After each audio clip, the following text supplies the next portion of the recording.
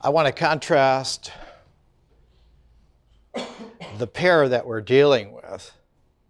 One of them is Basho. The other is Jessie L. Weston. But instead of reading something from Jessie L. Weston, her book influenced many things, among them T.S. Eliot's The Wasteland. So I'm going to contrast, without any comment, a section of Basho, very short, and a section of T.S. Eliot from The Wasteland, very short, just so you can get the difference, the differential, the oblique kind of juxtaposition that we're focusing on. And we need to get that contrast. So Basho, then T.S. Eliot. Even the woodpeckers have left untouched this tiny cottage in a summer grove. Taking leave of my friend in Kurubani, I started for the murder stone, so called because it killed birds and insects that approached it. I was riding a horse that my friend had lent me when the farmer who led the horse asked me to compose a poem for him. His request came to me as a pleasant surprise. Turn the head of your horse sideways across the field to let me hear the call of a cuckoo bird.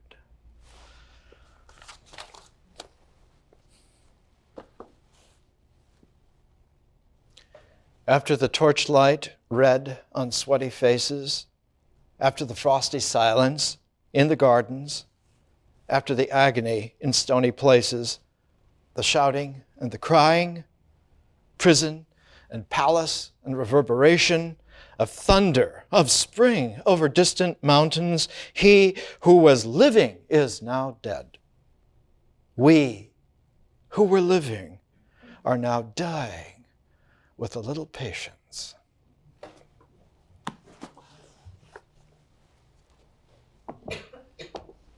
At the same time that Jessie L. Weston was getting the inspiration to do her book,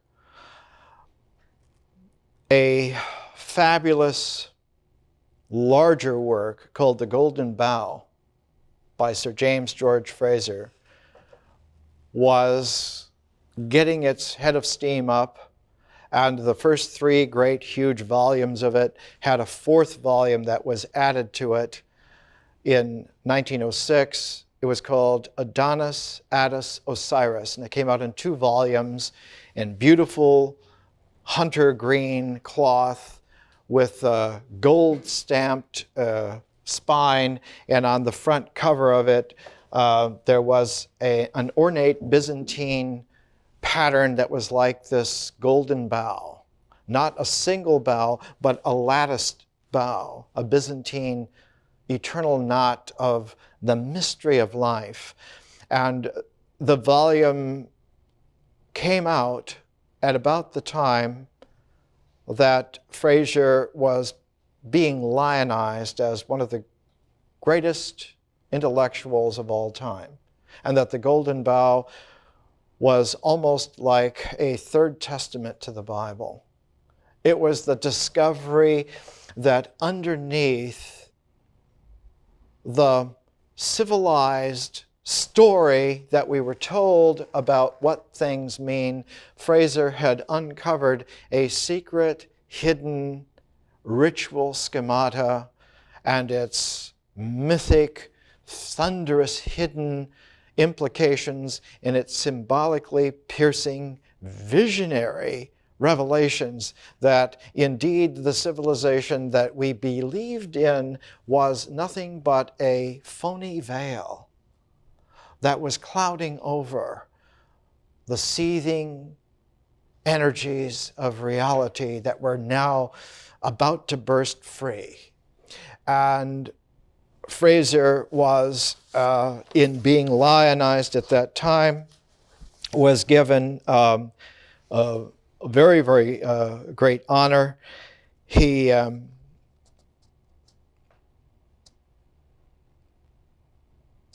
was held as someone for whom the British Empire should be grateful. And when he brought out a third edition a few years later, he was knighted and became Sir James George Fraser.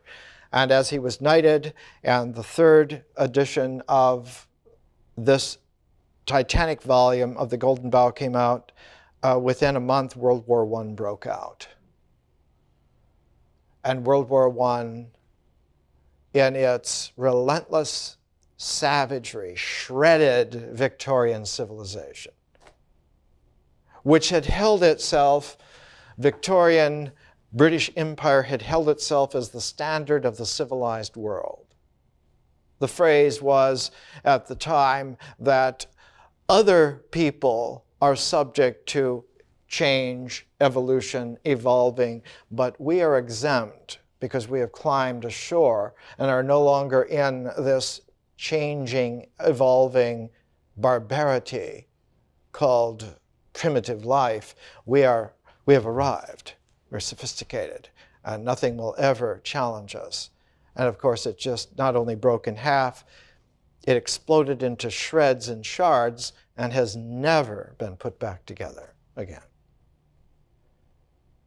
And when World War I was finally over, after year after year after year of grinding up the lives of young men along a line that stretched across most of Europe, where the advances were no more than a couple of miles either way for 4 years, the Maginot Line. And they finally called an end to the First World War. It's exactly at that time that Jessie L. Weston's book came out. As if to say, backing up Fraser, that we have been sold a bill of goods. What we thought was civilization was a cheap whitewash. And that true nature is just simply energetically different from this patois of lies that we have been told for how long. And in tracing back, Jessie L. Weston's book found that it goes back for several thousand years. We've been told lies for several thousand years.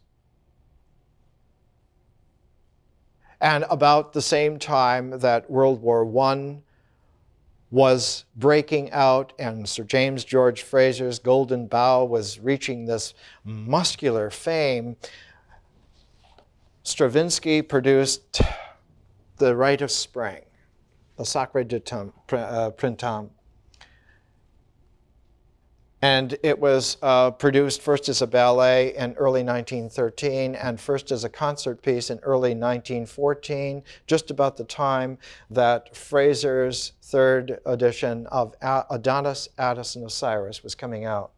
And everyone was filled with Stravinsky's savage music, with Fraser's learned savaging of civilization, and most poignant of all was Jessie L. Weston's book, which simply put together the fact that there was a discoverable truth pattern underneath all of it, but we can't get to it. And that's why T.S. Eliot's The Wasteland was an elegy, an epic elegy on Western civilization. And the conviction was, we will never know. It is not discoverable. It is not knowable, because the lies are so complex and have been going on so long that they have infected everything that they have touched. And what is it that they have infected most? It would have been pernicious enough if it had affected the whole form of civilization itself. That every variant of civilization carried this virulent disease of pretendedness. Nothing was real. But one could junk civilization. You could go back. You could become primordial again. You could become primitive again. You could go off to some part of the world and rediscover a wilderness where you could just be primordial again. But the Discovery was deeper. It wasn't only that civilization was infected, but our own mind's structure was infected with the same disease. That the mind had been developed for thousands of years on a pretend schedule so that it matched up the pretense of the external cultural forms woven very tightly into an external civilization, so that the mind and the civilization were deceived to the same extent for so long that we no longer had the capacity to know what was real. Even if we went back to primordial nature, we would carry the disease with us because our minds could not be real any longer. And it was about that time that the conviction became, well, then we will not only junk civilizations, we'll junk the mind. We'll go back to some basic bodily comportment and not think and not use these forms. And in trying to find a way to do that, there came a savage, barbarian ringmaster who found a way to do that and effaced the mind and effaced civilization and led 50 million people into a worse hell. His name was Adolf Hitler. We will junk their civilization, we will junk their mind, and we will make a new Reich on the basis of a new understanding of man, ours. And an even worse disease came in World War II, just savaged everything. So Titanic, that World War I seemed like a magazine story. And we have lived through something even worse. We have lived through more than a half century of Cold War, which was so savage in such a subtle way that World War II seems like a pleasant little magazine article itself, with a footnote of World War I. So we come to the beginning of the 21st century absolutely numb beyond belief. We don't have any confidence either in the civilization or the mind. And we know that we are so crippled that we can't even go back just to our bodies. We can't go anywhere in nature without messing it up all the time. That we thought that space would be some kind of godsend for us. And in the 30 years, we've put up so much debris that the junk in Earth orbit now is like the flotsam floating on the oceans of the world. You can't take an ocean voyage anywhere in the world and not see trash floating on the surface of the ocean. And you can't go anywhere in any kind of an orbit without running into some kind of piece of debris. And so where is the promise that we would go to the moon and junk that? We would go to other star systems and junk that. We're carrying a disease. And it's a virulent disease. Everything that we do turns to junk. We cannot make anything real. We make a cacophony of the false so that we end up with shards that don't fit all by itself without even not trying. And so this education is a cure for that. It's a cure for that civilization that is dead and gone for a long time. It's a cure for the mind that was ineffective for several generations at least. Because it shows us that we can indeed start from a primordiality which has no way to be trashed. And that primordiality that cannot be trashed is the mystery of nature. There's nothing that we can do to trash it. It maintains its non-itness in the face of all of our neutering. And so it is the mysteriousness of nature that is beyond belief, that is beyond hope, and yet still occurs. So that one of the interesting points of Miss Weston's book was that underneath the rock bottom foundation rituals of life was the expectation that there would be a way to tap into the mysteries. And she says in her book that this ancient pattern of ritual drama being arranged in such a way that it taps the mysterious energies of nature and allows them to come in and suffuse life, the things of life, including us, so that we have a fresh fount of mystery, combed and arranged by a primordial sequencing of ritual actions linked together by a processing function that allows for them to be woven in such a way that the mystery of nature comes straight through the ritual form into the feeling-toned, languaged, mythic horizon where we experience. So that the mystery of nature comes through to the experience of our life. And she says the basic thing about the mystery ritual cycles is they allowed the experience of life to be toned by the mystery of nature. And that these ritual dramas then became, in fact, in the Middle Ages, they became cycles of mystery plays.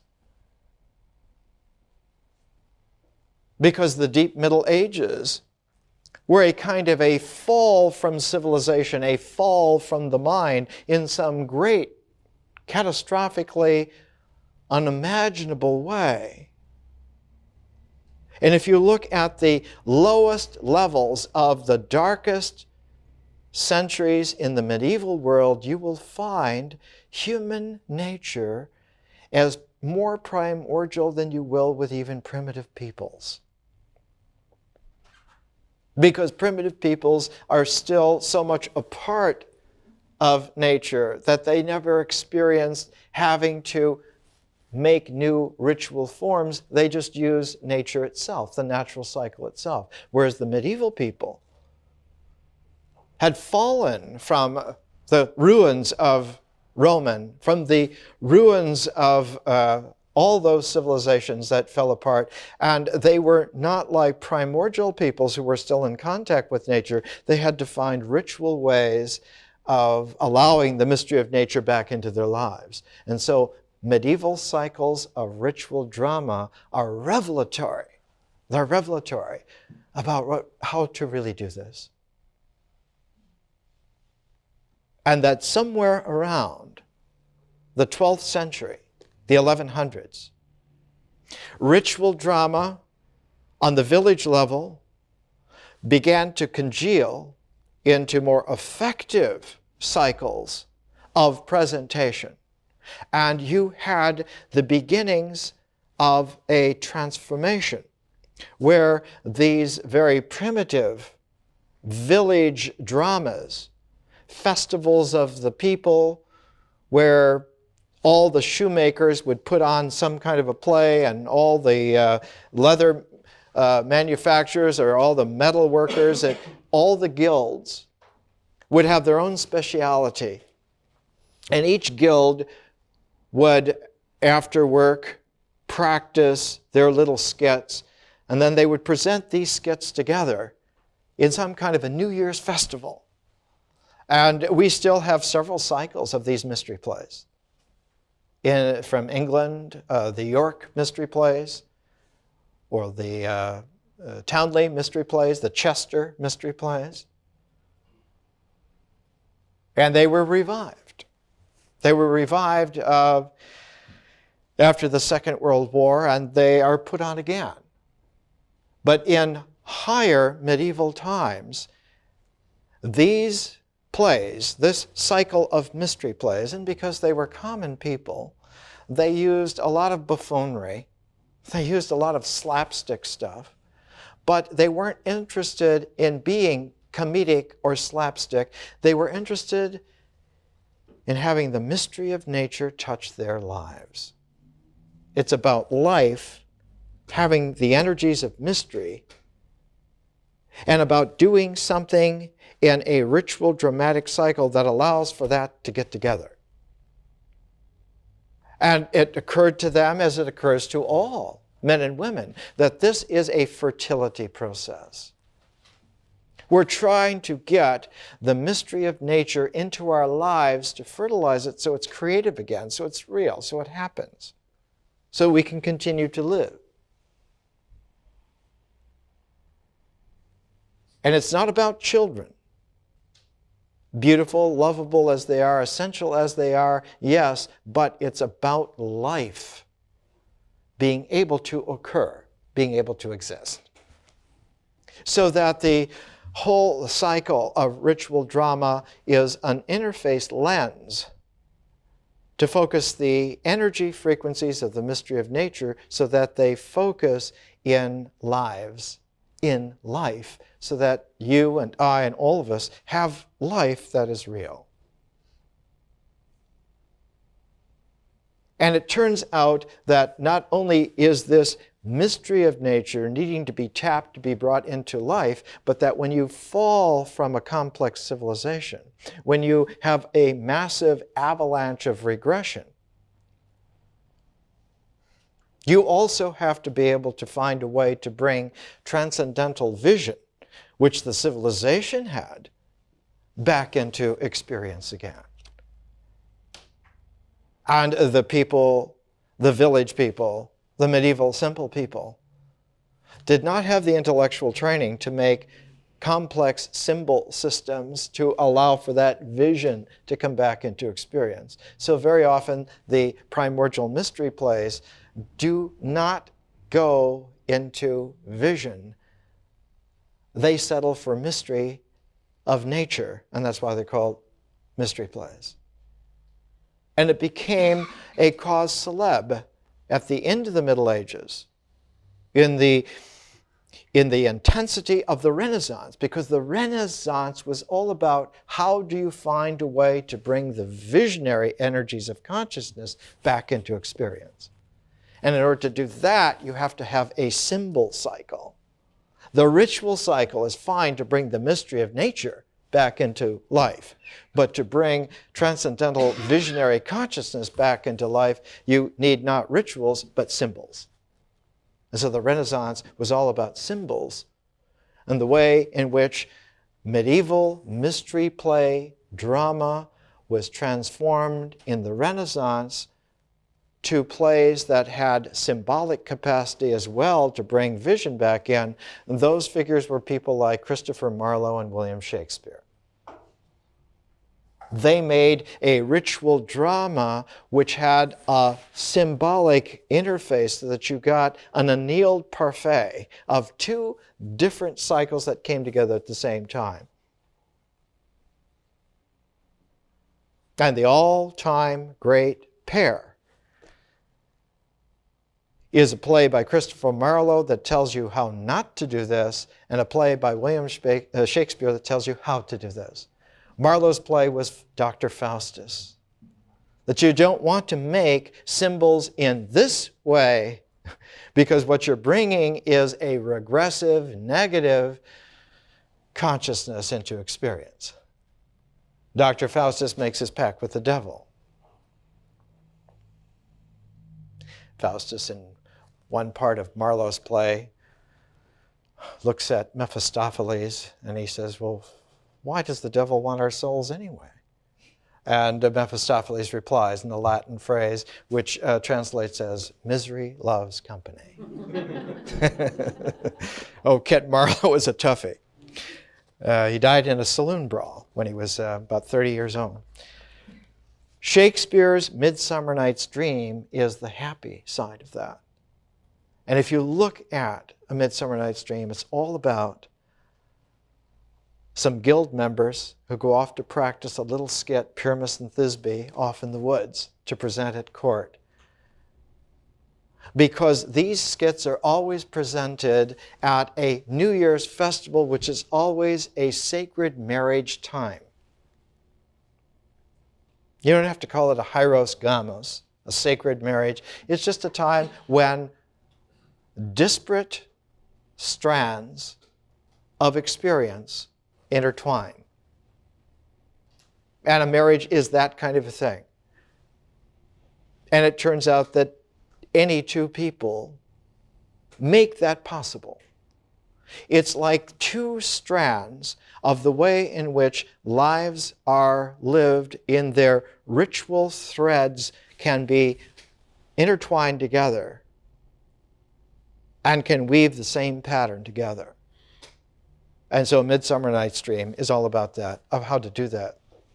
And it has an ancient yoga to it.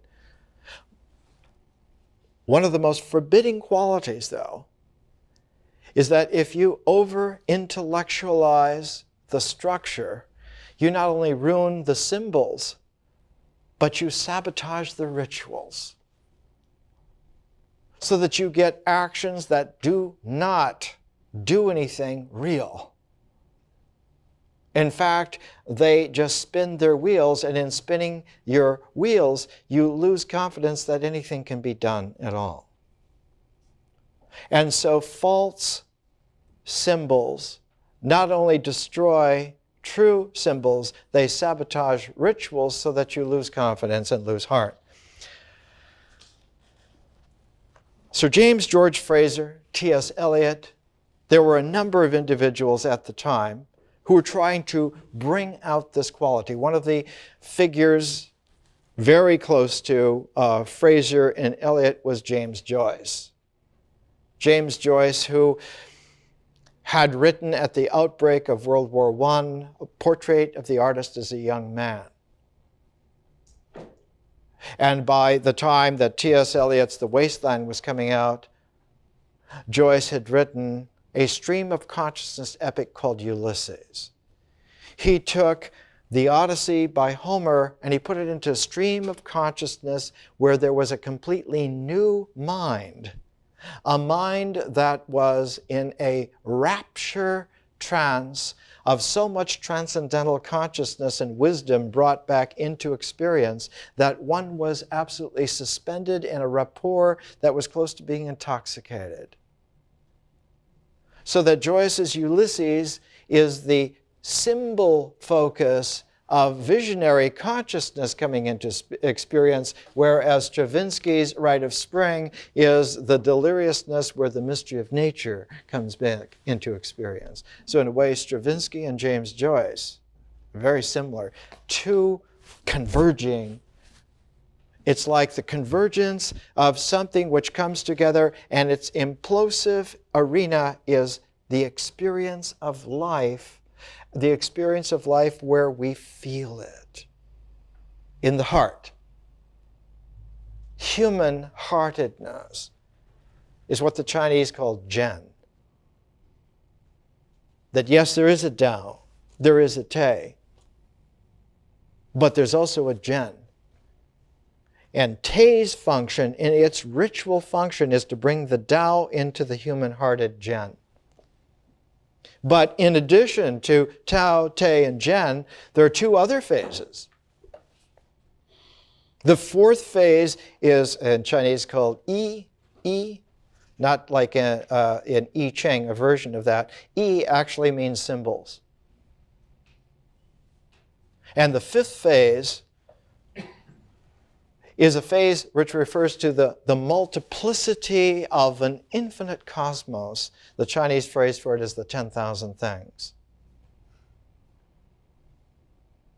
So that not only are there Te rituals to bring the Tao into Zhen, but there are Yi symbols to bring the cosmos into Zhen.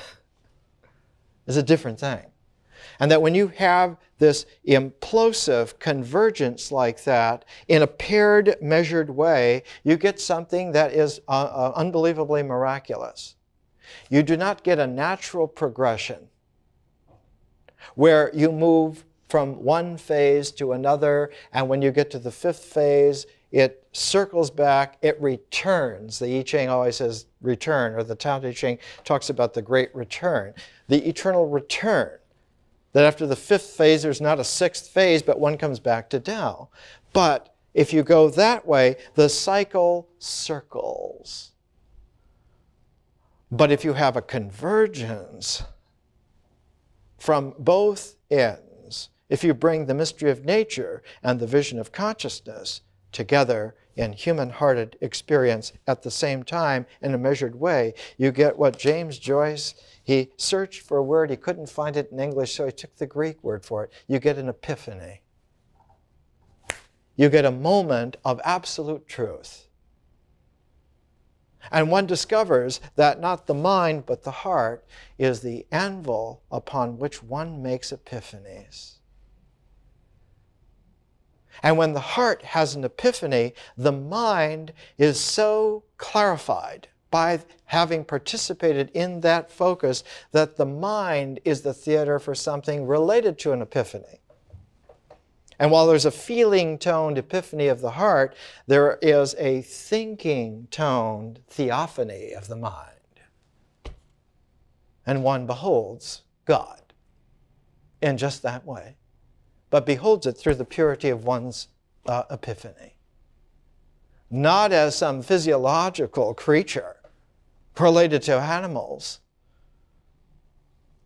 but as a harbinger of that kind of convergent harmony that registers reality on the divine scale.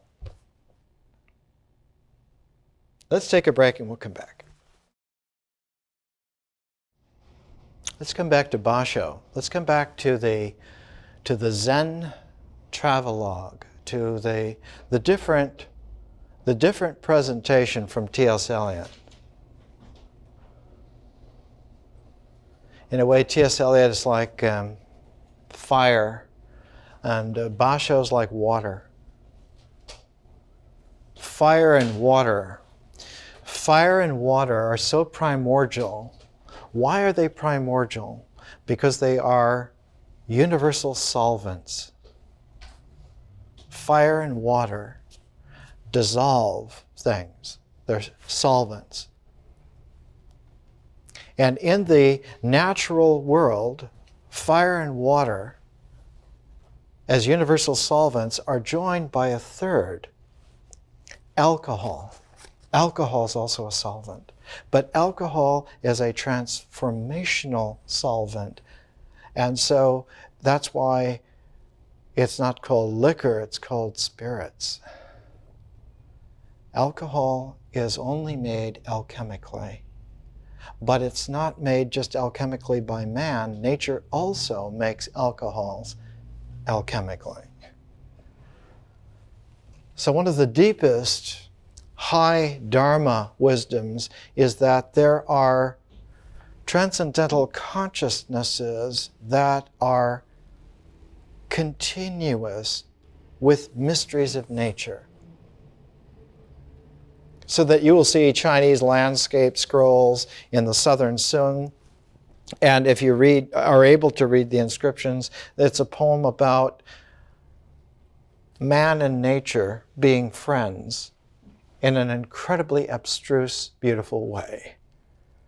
That man's consciousness belongs in the mysteries of nature as if he were a natural stream in a mountain range. And the phrase is mountains and rivers without end.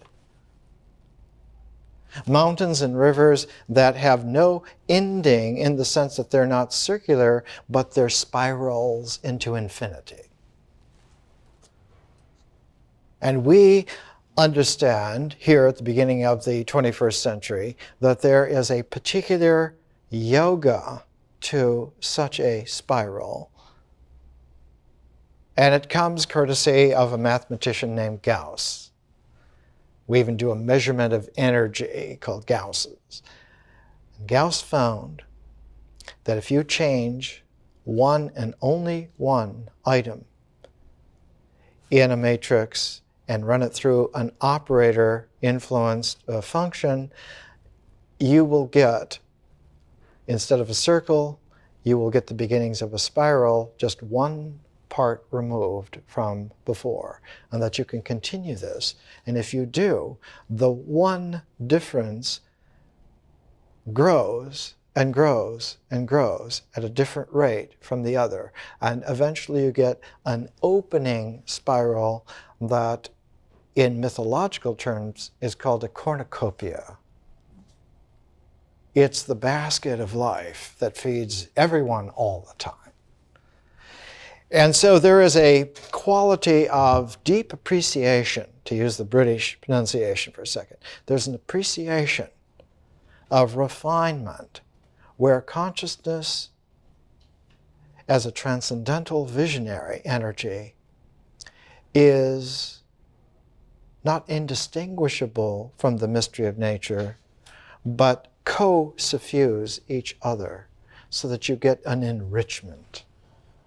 You get a broth that nourishes everyone all the time. This is the liquor of the bodhisattvas. This is this kind of education. This is this kind of language.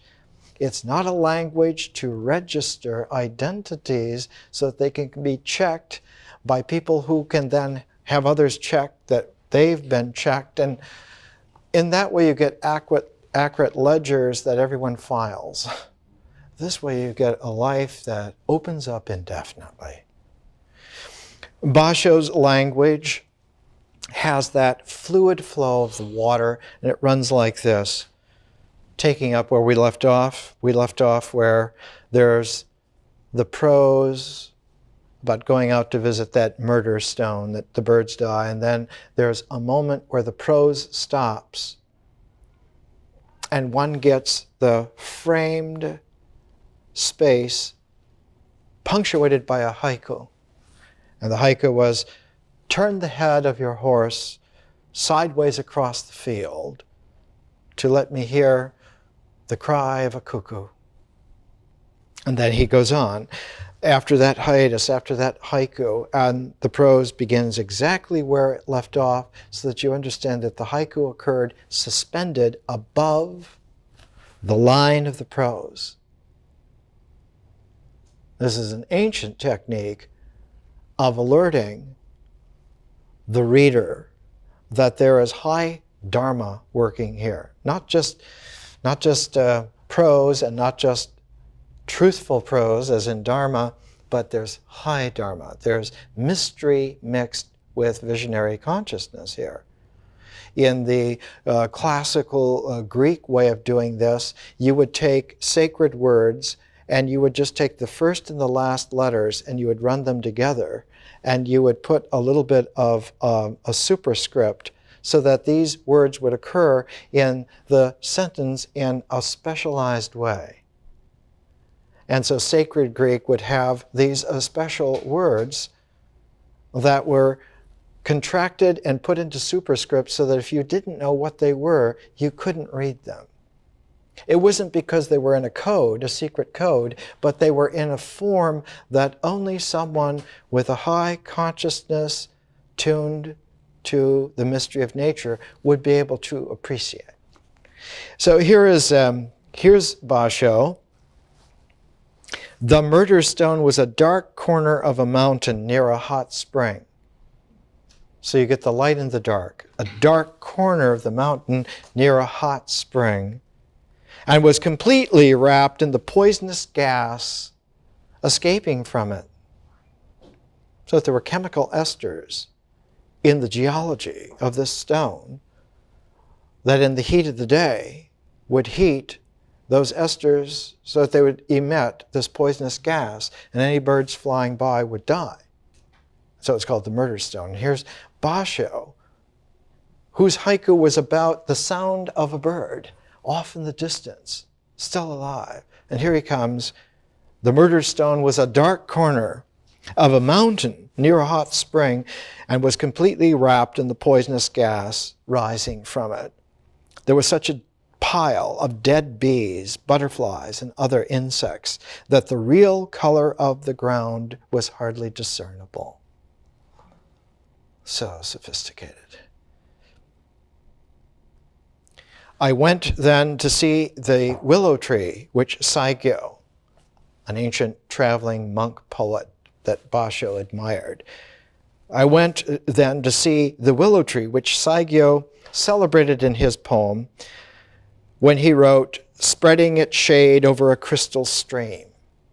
And he's remembering this line from Saigyo's poem, this tree spreading its boughs over a crystal stream.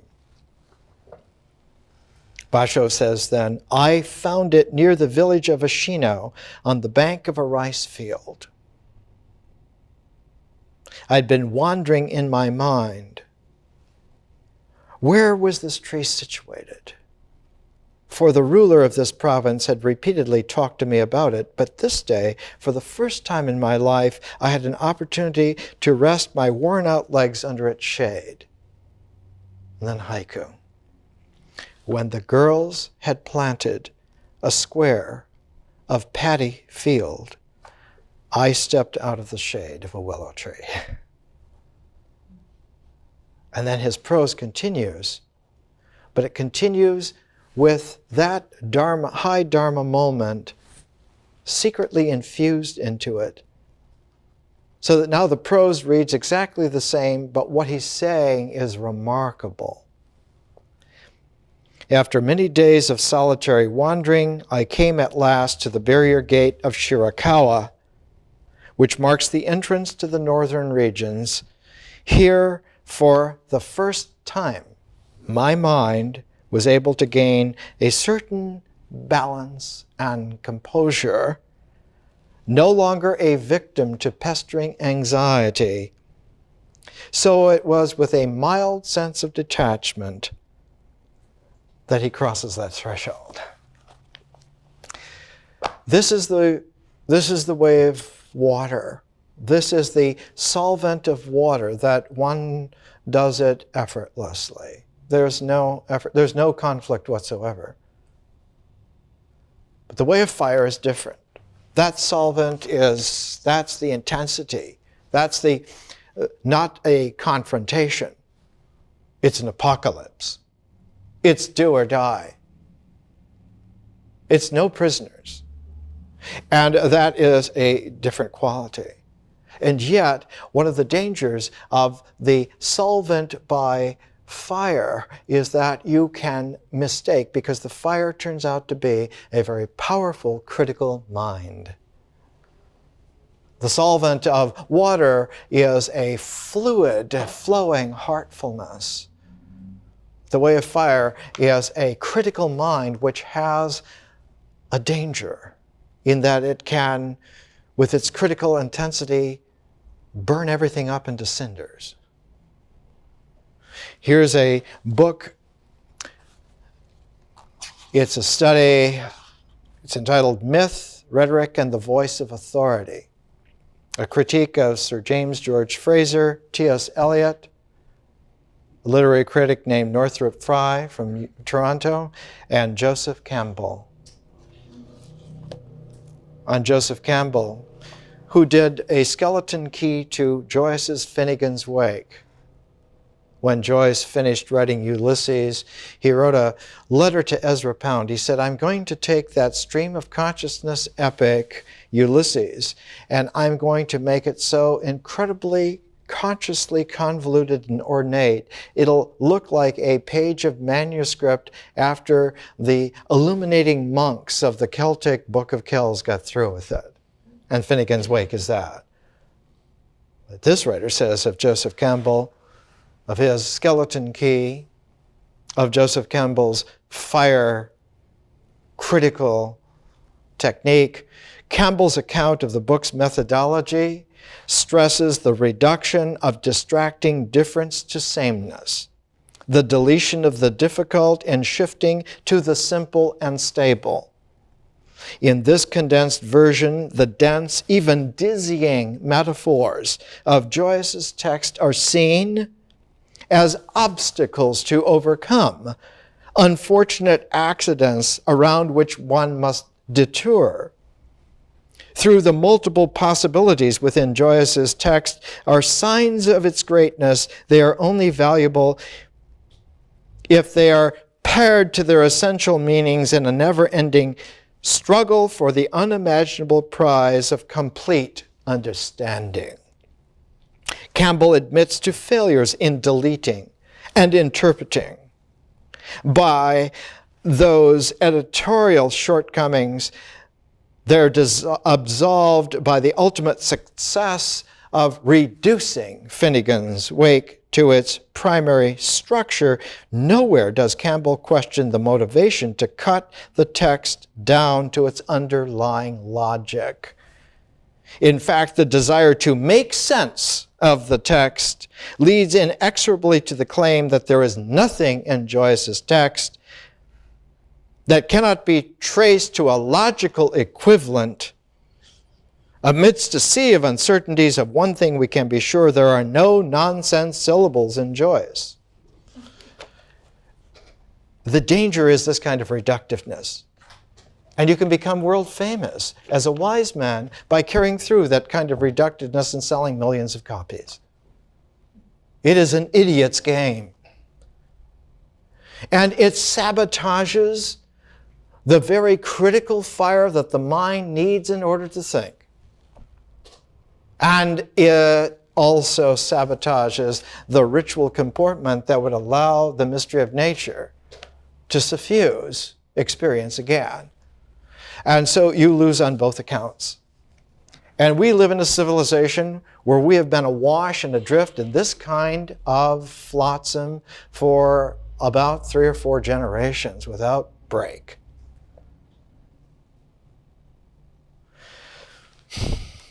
They're not only wrong, they can never be right. And so this kind of education is a complete affront to that kind of ridiculousness and a challenge, and has built in a quality which we have come to understand, especially the last 20 years, that is, of an algorithm of improvement. Taking Mr. Gauss's technique, that if you build in the ability to change, so that that change is factored in, so that the change keeps factoring in. It's called recursion in mathematics. If you get an algorithm of recursive improvement, so that every time you have an improvement, you do an improvement on the improvement, you can pragmatically take yourself, even out of pure chaos, into a universal form of understanding. And we know that that's true now and possible. It can be done. The problem is, can it be delivered on scale of hundreds of millions of people so that they stop regressing in a landslide back into medievalism? Into thinking that if we have the right bodily comportment, we'll be able to get nature on our side, and if we have the right metaphysics, we'll be able to get consciousness on our side, and then we'll be okay, won't we? And the answer is no, you won't. Never. There is no chance at all that way. And so this kind of education takes its time, is not clear immediately ever, because what would be clear now is going to have to be dissolved later anyway. So we keep it in a lightly suspended form so it's easier to dissolve later on, easier to improve later on, so that we build wisdom into the learning from scratch. And as we go along, more and more the lightly held understanding is not so much chiffon or Swiss cheese, but is the kind of a matrix that lends itself to improvement on every angle, so that the least bit of recursive learning can come back and change the mix. And so one learns, instead of following the dots, how to be a master chef and really serve something nourishing to experience. Because experience, as we will see in the myth section, is everything. That mythic horizon in between ritual and symbol, in between the body's rituals and the mind's symbols, that mythic horizon of feeling-toned, human-hearted experience is where most of us live. It's where life lives. And life, Jessie, Weston's book makes it very clear. What's the purpose of all of these? All of this struggle, all of this travail, all of this hopefulness, or the abandoning of hopefulness. What is it all about? It's all about life being able to live and us being able to be at home in our own lives. If we can't be at home in our own lives, then we are truly lost in deception. And if we no longer believe that there is such a thing as our own lives of which we couldn't be comfortable in, then indeed we have fallen into the worst of the hells. This ability of life to infuse our experience, Jessie Weston says, has everything to do with fertility. That's what fertility is all about. And on page 42 of her book, a little quotation. An excerpt. Each and all of the ritual dramas reconstructed in the pages of a book that she refers to about mystery and minimum bear more or less distinctly the stamp of their fertility origin. The widespread and persistent survival of the rights and their successful defiance of the spread of civilization. Now at this point, her book came out in 1920. T.S. Eliot's The Wasteland came out in 1922.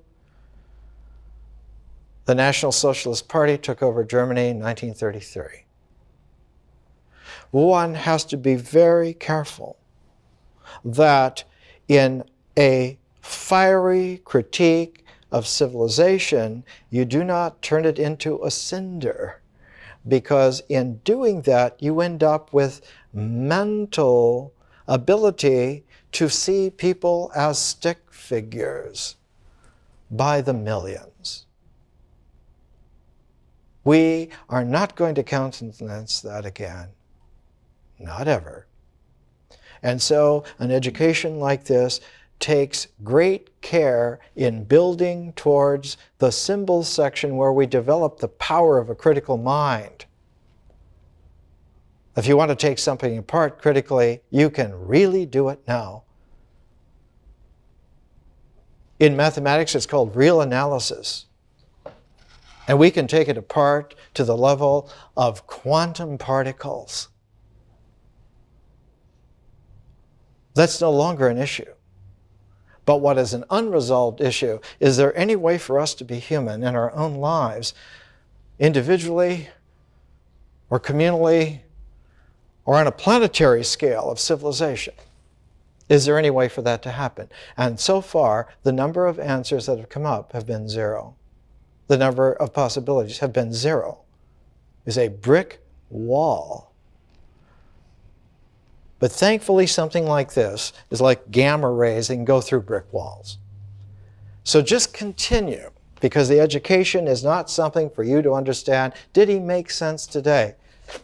It's not whether he makes sense or not. It's, can you live with the nonsense long enough that you lose the habitual taste of the addiction of sense and learn real sense?